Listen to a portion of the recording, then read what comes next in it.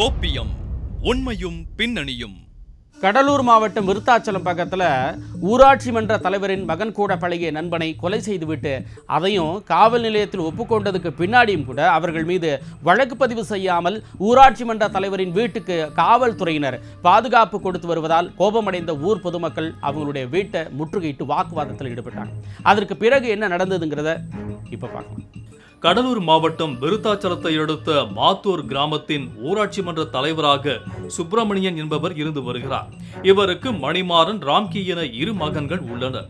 இந்நிலையில் அதே தெருவில் வசித்து வரும் பாக்கியராஜ் ஊராட்சி மன்ற தலைவர் உதவியுடன் அரசு வீடு கட்டி வந்திருக்கிறார்.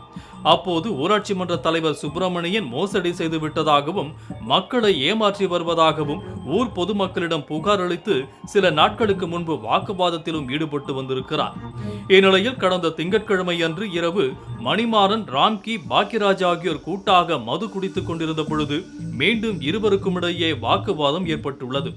அதில் இருவரும் ஒருவருக்கொருவர் தாக்கி உள்ளனர். இதில் கோபமடைந்த ஊராட்சி மன்ற தலைவரின் மகன் ராம்கி பாக்கியராஜை பாட்டிலால் தலையில் அடித்திருக்கிறார். அதில் பலத்த காயமடைந்த பாக்கியராஜ் அங்கேயே மயங்கி விழுந்த நிலையில் யாருக்கும் தெரியாமல் அவரை தூக்கிச் சென்று வீட்டில் அமர வைத்து விட்டு வந்திருக்கின்றனர்.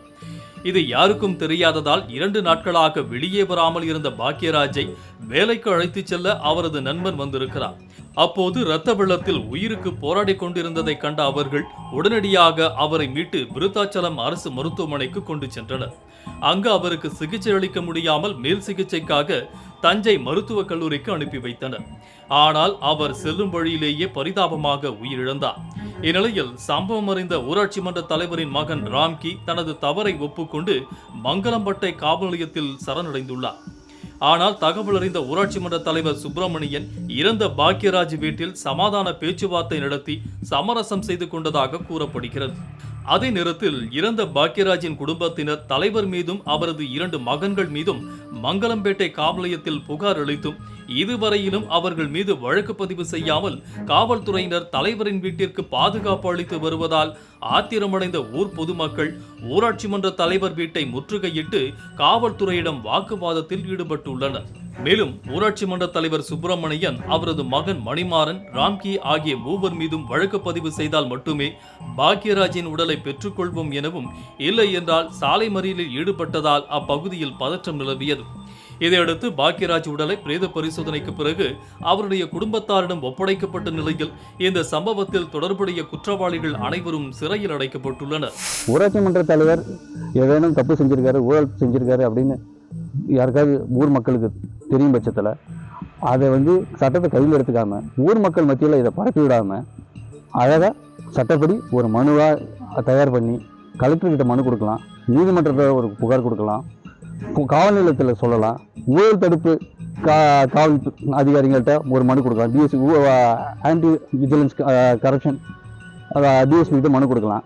இந்த மாதிரி இதெல்லாம் செய்யாமல் அவங்கள சட்டத்தில் கையில் எடுத்துக்கிட்டு அவங்கள்ட்ட ஒரு பேச்சுவார்த்தை நடத்துறதுனால இந்த மாதிரி ஒரு அசம்பாவிதம் ஏற்பட்டிருக்கு. இதனால் ஒரு பக்கம் உயிர் பலி ஏற்பட்டிருக்கு, இன்னொரு பக்கம் ஊராட்சி மன்ற தலைவருடைய செயல்பாடுகளும் நிறுத்தி வைக்கப்பட்டிருக்கு. ஊர் நல்ல விஷயம் எதுவுமே இப்போ நடக்காமல் நிறுத்தி வைக்கப்பட்டிருக்கு. ஊரில் ஒரு அசாதாரண சூழ்நிலை ஏற்பட்டிருக்கு. இந்த மாதிரி சூழ்நிலையில் யாரும் சட்டத்தில் கையில் எடுத்துக்காம ஊழல் செஞ்சவங்க சம்மந்தமாக அது சம்மந்தமான அதிகாரிகிட்ட புகார் கொடுக்கணும். கலெக்டர்கிட்ட புகார் கொடுத்தா கூட ஊராட்சி மன்ற தலைவருடைய பதவியை பறிச்சிடுவாங்க. அதே மாதிரி இந்த பக்கம் பாக்கியராஜ் தரப்பில் பாக்கியராஜ் இறந்ததுக்கு அவர் மேலே அவர் கொலை செய்யப்பட்டதாக சொல்கிற நபர்கள் மீது காவல் நிலையத்தில் புகார் கொடுத்தா காவல் நிலையம் கண்டிப்பாக இந்த மாதிரி சூழ்நிலையில் ஒரு நல்ல விசாரணை நடத்தி சிறப்பு படை அமைச்சு குற்றவாளிகளை கைது செஞ்சு நீதிமன்ற தண்டனை வாங்கி கொடுப்பாங்க.